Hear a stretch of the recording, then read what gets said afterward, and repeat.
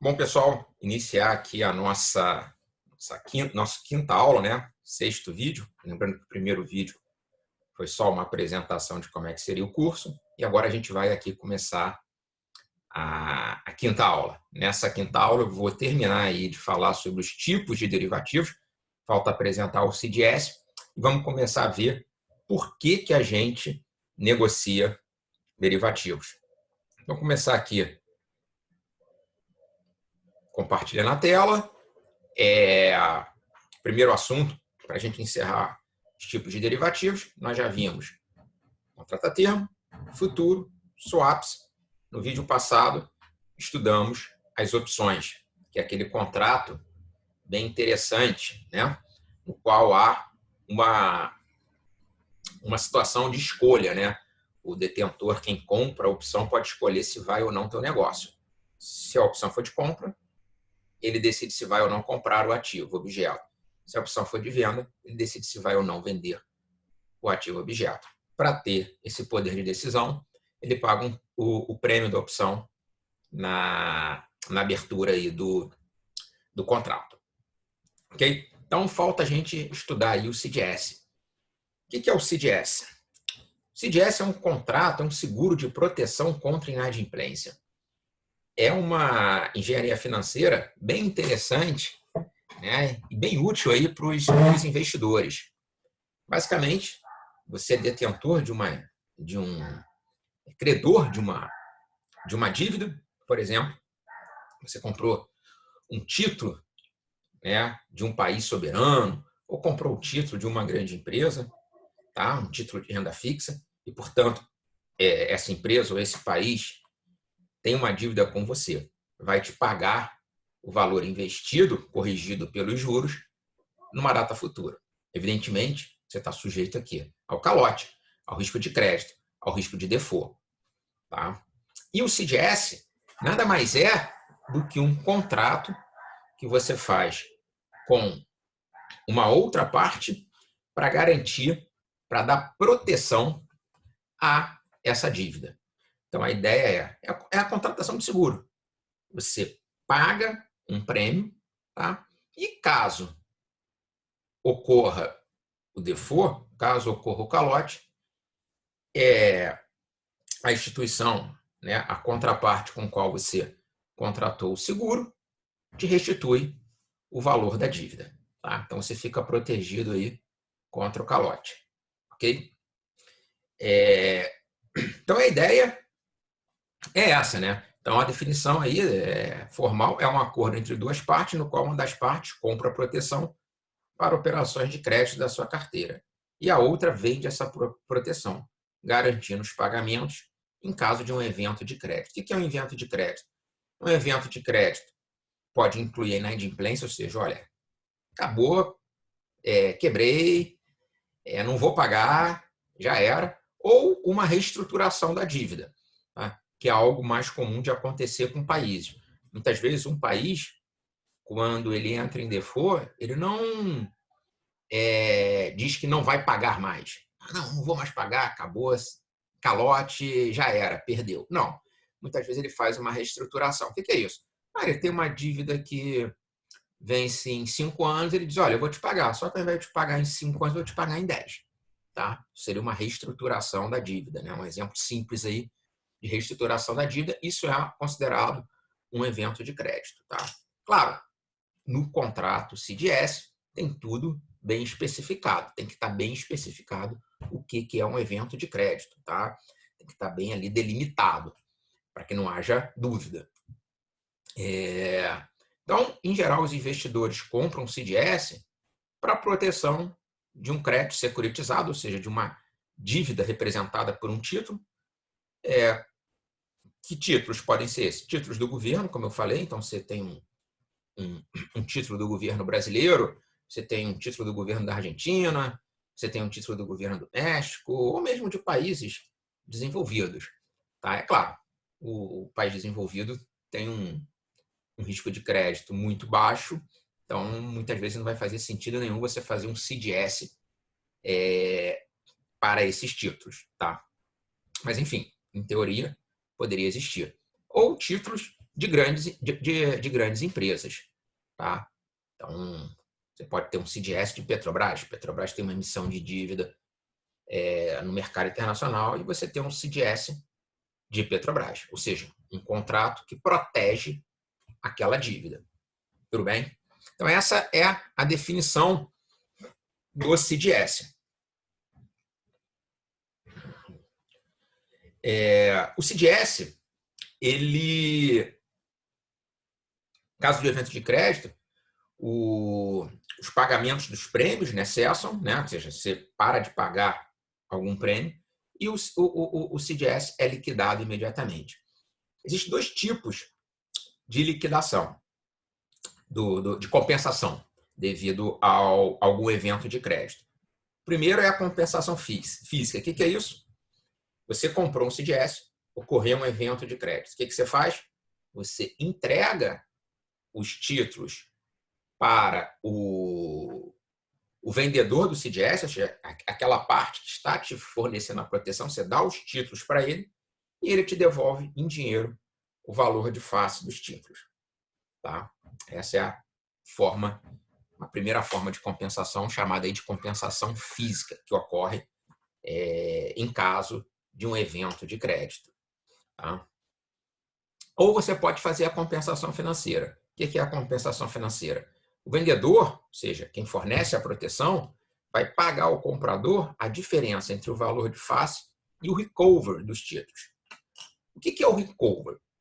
Como eu já mencionei anteriormente, quando há um evento de crédito, não necessariamente ou a empresa ou o governo, ele diz, olha, não vou mais pagar, acabou, zero. Não é assim. Muitas vezes há uma reestruturação. Tá? O exemplo que eu dei foi, olha, um governo tem uma dívida que vence em 5 anos, em algum momento ele chega e diz, olha, eu vou pagar isso aí, mas ao invés de te pagar em 5 anos, eu vou te restituir isso aí, te pagar isso aí em 10 anos. Nesse caso, aquele título, ele não fica com valor zero. Ele ainda tem um valor residual que a gente chama de recover. Claro, o valor de mercado do título vai estar bem abaixo, né, do valor em situações normais. Primeiro, porque o governo, né, ou a empresa estenderam o prazo de pagamento unilateralmente. Se você estende o prazo, a tendência é o valor presente da dívida cair. Ademais, né, aumenta muito a desconfiança em relação àquele emissor. Ele primeiramente disse que ia pagar em 5 anos, agora ele diz que vai pagar em 10. Será que ele vai pagar em 10 mesmo? Portanto, a taxa de desconto deve subir também, refletindo essa desconfiança. Portanto, o valor, em geral, sofre um forte impacto. Mas, ainda assim, o título fica, muitas vezes, né, na maioria das vezes, com um valor positivo, com um valor maior que zero. Esse valor é chamado de recovery do título. Tá? Então, na compensação financeira, o que acontece? O vendedor paga ao comprador do CDS a diferença entre o valor de face dos títulos e o recovery. E o recovery, ele também é definido, tem que ser definido no contrato, como é que vai ser calculado o recovery, mas, em geral, ele é definido como o valor do título alguns dias, né, após o evento de crédito. Okay? Então, há esses dois tipos de compensação. É muito interessante que o CDS ele é expresso, ele é cotado em taxa. Tá? Então, ele é negociado no mercado financeiro internacional, ele é cotado em taxa. O que significa isso? Significa que para você ter a proteção, vou dar um exemplo simples aqui, eu tenho um título, ele vence daqui a 5 anos. Tá? Por exemplo, um título do Brasil, da República do Brasil. Esse título ele vence daqui a 5 anos. Então, o preço do CDS, né, o prêmio que é pago, aquilo que o comprador do CDS paga ao vendedor para se proteger, é expresso em um percentual Então, quando se diz, o CDS está Brasil, tá, para 5 anos, está em 2%. A gente até costuma expressar isso aí em pontos bases, né? Lembrando que 100 pontos bases é 1%. Então, quando você diz que o CDS está cotado a 3%, significa 3 pontos bases. O que é esse 3%? Esse 3% é quanto que você está pagando, tá? O valor monetário que você vai pagar é aplicar esse percentual sobre o valor de face lá da tua dívida. Ok? Então, isso é assim que é a forma que o CDS é cotado. Por exemplo, se o valor de face da dívida for 1.000, 3% de 1.000 dá 30, né, unidade monetária, vamos supor que seja $1.000, dá 30 dólares. Então, você paga 30 dólares ao vendedor do CDS, tá? E aí você tem proteção para aquela dívida. Caso o emissor entre em processo de reestruturação da dívida, caso aconteça algum evento de crédito, o vendedor do CDS vai te compensar. Pode ser compensação física ou compensação financeira, dependendo de como foi acordado aí no contrato de CDS. Tá? E esse 30 dólares que você pagou é por um ano. Tá? Então, você está protegido por um ano. Durante esse ano, se acontecer o evento de reestruturação da dívida, o evento de crédito, ou calote, né, de implência, você está protegido. E nos outros 4 anos? Supondo aí que a proteção foi para 5 anos. Você pagou 30 dólares, você conseguiu a proteção para um ano. E nos outros 4 anos? Você tem que renovar ano a ano. Tá? Ano a ano você tem que fazer esse pagamento. Tá? Então, é assim que funciona. E é muito interessante que essa taxa, 3% no nosso exemplo, ou se você quiser expressar em pontos base, 300 pontos base, isso aí muda, isso é uma taxa de mercado. Isso aí muda ao longo do tempo, muda de país para país. Né? Às vezes o CDS, o CDS do Brasil está muito alto. Por que está alto? Porque os agentes, né, que fornecem essa proteção estão achando que o risco de crédito do Brasil está alto. Se o risco está alto, eles vão cobrar alto pelo CDS. Tá? Por que está alto? Pode ser por vários motivos, né? Pode ser algum problema com a economia, pode ser algum problema político, enfim. Tá? E às vezes ele pode estar baixo. Tá? Então, a taxa do CDS, e eu vou falar isso mais para frente, ela reflete a opinião, o sentimento do mercado financeiro em relação a aquele país, aquele emissor, aquela empresa. Ok? Então, é bem interessante olhar aí para o CDS desta forma. Vou voltar aqui. Não acabei de falar de CDS. Tem uma situação interessante que o CDS ele ficou sob um ataque forte na época da crise subprime. A gente escutava de alguns investidores famosos, que o CDS era uma bomba, né? Uma bomba prestes a estourar, uma bomba de destruição. Por que isso? O CDS ele tinha, né, a possibilidade de você fazer o seguinte: você comprar um CDS, tá? Não tendo o título correspondente na tua carteira. Repara, quando eu tenho o título na minha carteira e eu compro um CDS, eu estou comprando proteção para aquele título. Então, é um seguro. A mesma coisa que você comprou, você fez um seguro do teu carro. Qual é o objetivo de você fazer o seguro do teu carro? Se acontecer um sinistro com o teu carro, a seguradora vem e restitui teu prejuízo. Mas você não vai ficar torcendo, né? Comprou o seguro do carro, você não vai ficar torcendo para ter um sinistro no teu carro. Você não quer que tenha um sinistro, você não quer usar o seguro. A ideia do seguro é justamente essa, ninguém quer usar. Né? Só que no CDS, você podia comprar o CDS, mesmo não tendo os títulos em carteira. Então, você não tinha títulos, digamos, de uma grande empresa, você comprava o CDS. Ora, quando é que você ia ganhar? Quando aquela empresa tivesse problemas, né? Quando aquela empresa ficasse inadimplente, reestruturasse a dívida, ou seja, algum evento de crédito relacionado àquela empresa. Então, você passava aqui a torcer para que aquela empresa viesse a ter algum problema. Isso é muito estranho, né?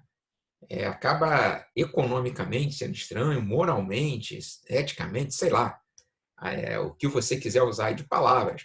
É como se eu comprasse um seguro de vida, né, para o meu vizinho, tendo como beneficiário eu mesmo. Tá? Então, vou numa seguradora, olha, eu quero fazer um seguro de vida para o meu vizinho, mas o beneficiário sou eu. Eu vou pagar o prêmio do seguro. Se ele morrer, eu recebo. Ora, eu passo a ter um incentivo aí para o meu vizinho morrer, né? Porque aí eu vou ganhar o prêmio. Então, isso aí é algo que não cheira bem, né?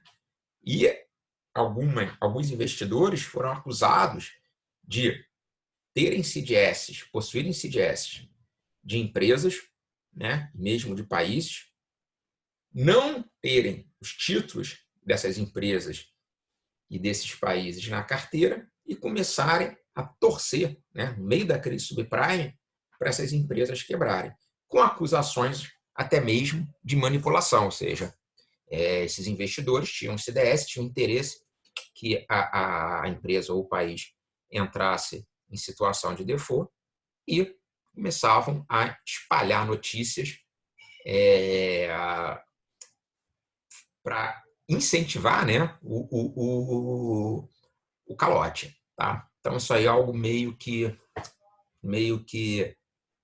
economicamente sem sentido e, do ponto de vista ético-moral, também aí fere esses princípios. Então, isso aí foi muito criticado. Tá? Mas, enfim, isso aí não é objeto aí do nosso curso, é mais uma historinha.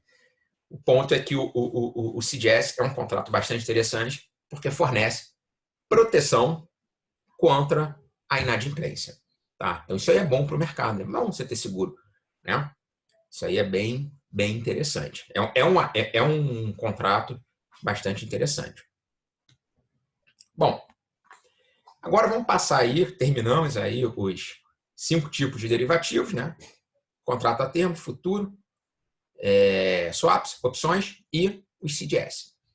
Vamos agora ver por que a gente negocia derivativos.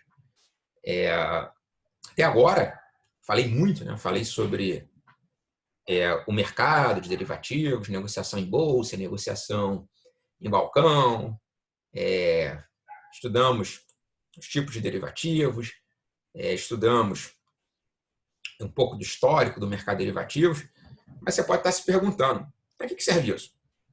Qual é a vantagem de existir esse tipo de ativo na economia? Por que isso é bom? Tá? Quais são as vantagens disso? Por que se negocia derivativos? Por que os investidores, qual a motivação para os investidores negociarem os derivativos? E é esse o objeto nosso de estudo agora. Tá? Basicamente, existem 3 razões para se negociar derivativos: hedge, especulação e arbitragem. O que é o hedge? O hedge significa proteção, que é você reduzir a tua exposição a um risco específico. Nós já vimos aqui até exemplos de hedge, quando eu comentei lá sobre a Bolsa de Osaka, que os produtores faziam venda a termo de arroz, eles estavam buscando proteção. Tá? Uma empresa importadora no Brasil, ela está sujeita ao risco cambial.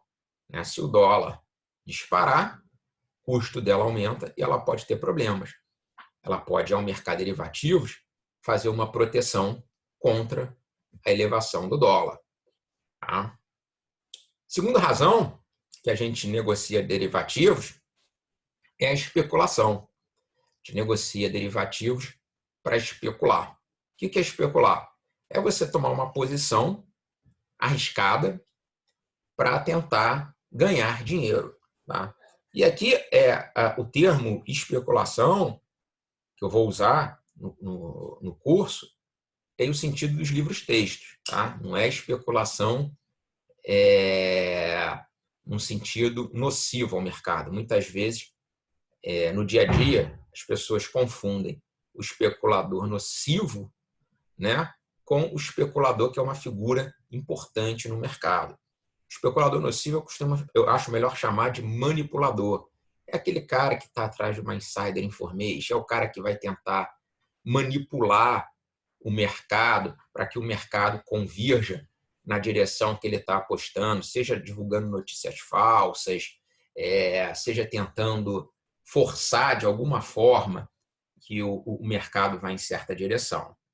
Esse sim, ele é nocivo ao mercado e deve ser eliminado, deve ter toda a atenção, a observância dos órgãos reguladores. O especulador aqui não. O especulador é alguém que pretende, né, auferir lucros fazendo apostas.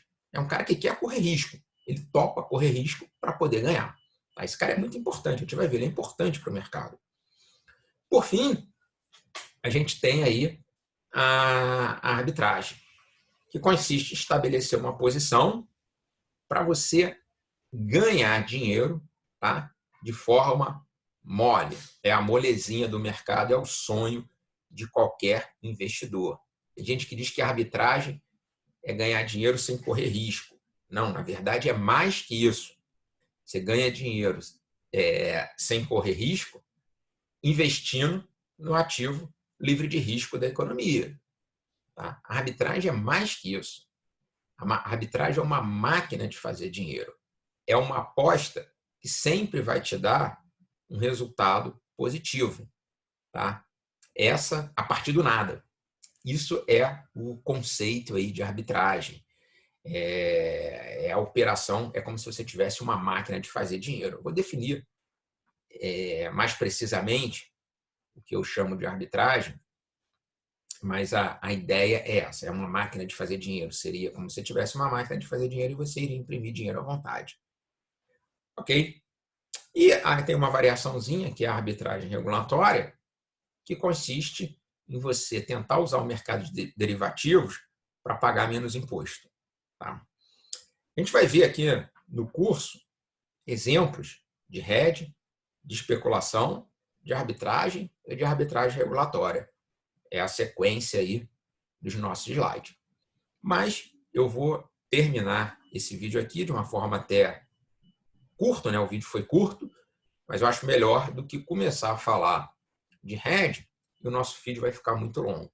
Então, eu prefiro terminar o vídeo aqui e aí a gente começa um novo vídeo, tá? Falando aí desses motivos para se negociar derivativos. Então, vou terminar aqui o compartilhamento e finalizar a nossa apresentação e a gente volta aí falando de hedge, especulação e arbitragem. Provavelmente em mais 2 vídeos para a gente encerrar o assunto de por que negociar derivativos.